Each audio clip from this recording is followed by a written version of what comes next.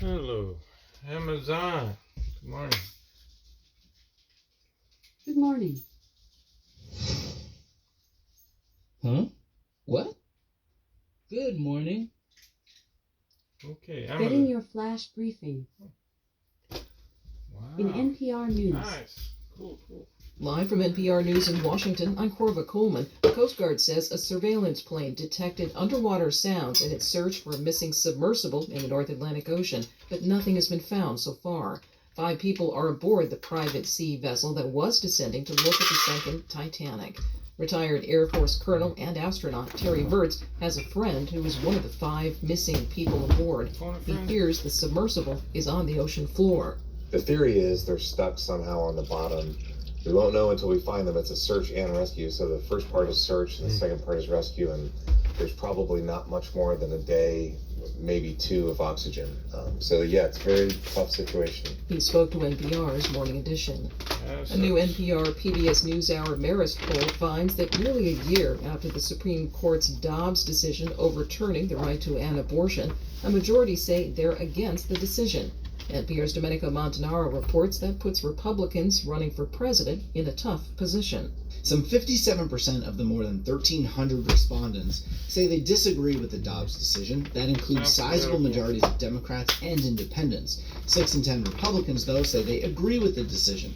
That's meant that Republicans running for president are trying to appeal to that base, putting them at odds with the broader universe of voters who will decide the general election, including the 2/3 of suburban and independent women who say they disagree with the decision. And we know that this was a motivating issue helping Democrats in last year's midterm elections.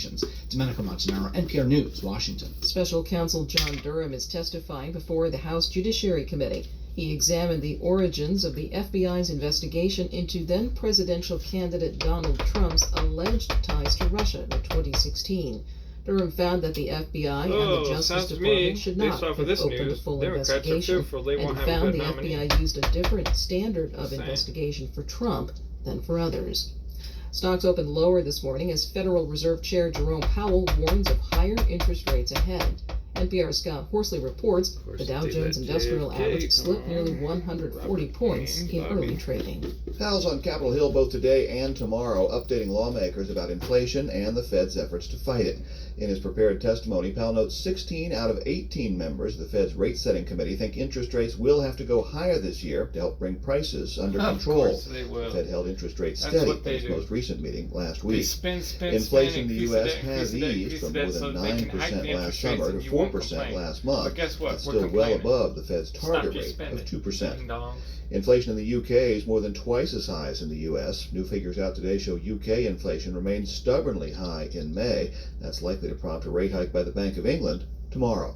Scott Horsley, NPR News, Washington. On Wall Street, the Dow is now down 155 points. The Nasdaq is down 130. This is NPR. There are reports of violence in the West Bank. Palestinians say Israeli settlers attacked a Palestinian village and set some buildings and cars on fire. The attacks come after Palestinian militants shot and killed 4 Israelis near an Israeli settlement yesterday. India's Prime Minister Narendra Modi is in the U.S. on a state visit. He's expected to discuss strengthening trade ties and beefing up U.S.-Indian defense in the Indo-Pacific region. Joe Wallen reports from Mumbai. The visit comes amidst increasingly close US-India relations as both countries seek to limit the rise of China.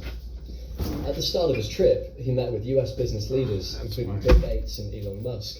Musk vowed to bring Tesla to India as soon as possible. An agreement to manufacture General Electric's aircraft engines in India has already been announced. Modi meets with President Biden this evening at the White House. A state banquet is being held in his honor. He'll also address Congress while in Washington, D.C. What honor? For NPR News, I'm Joe Wallen in Mumbai. China is angry over comments that President Biden made last night about Chinese President Xi Jinping. Biden said that Xi didn't know about a suspected Chinese spy balloon that a U.S. fighter plane shot down this year. Biden said that it was an embarrassment for dictators when they didn't know what happened. China says Biden's remarks are absurd and a provocation. The National Weather Service warns dangerous heat persists in the South today. There are excessive heat warnings that are up for Texas. Temperatures could rise into the triple digits. I'm Corva Coleman, NPR News in Washington. Hey, it's Aisha Harris from Pop Culture Happy Hour. Skip. In NASA news, NASA will provide live coverage as 2 Roscosmos cosmonauts conduct a spacewalk outside the International Space Station Thursday, June 22nd, for station upgrades and retrieval of equipment. NASA awards institutional, maintenance, operations, and repair contract. NASA has selected Colsa Corporation of Huntsville, Alabama to provide a broad range of support to the NASA Shared Services Center, NSSC. The contract includes support for financial management, human resources, procurement, and other services the NSSC provides. Media are invited to view NASA's Orion spacecraft for upcoming Artemis missions at the agency's Kennedy Space Center in Florida later this summer. NASA will partner with 7 U.S. companies to meet future business and government needs, ultimately benefiting human spaceflight and the U.S. commercial low Earth orbit economy. In weather. Right now in Seattle, it's 55 degrees Fahrenheit with cloudy skies. Today's forecast has intermittent clouds with a high of 69 degrees and a low of 53 degrees. From NASA. Right. Amazon. Off. Amazon.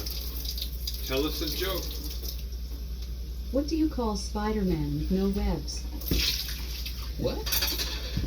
Offline.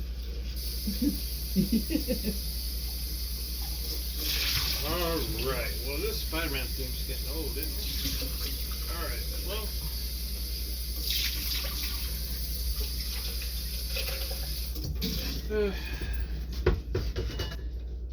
Alright.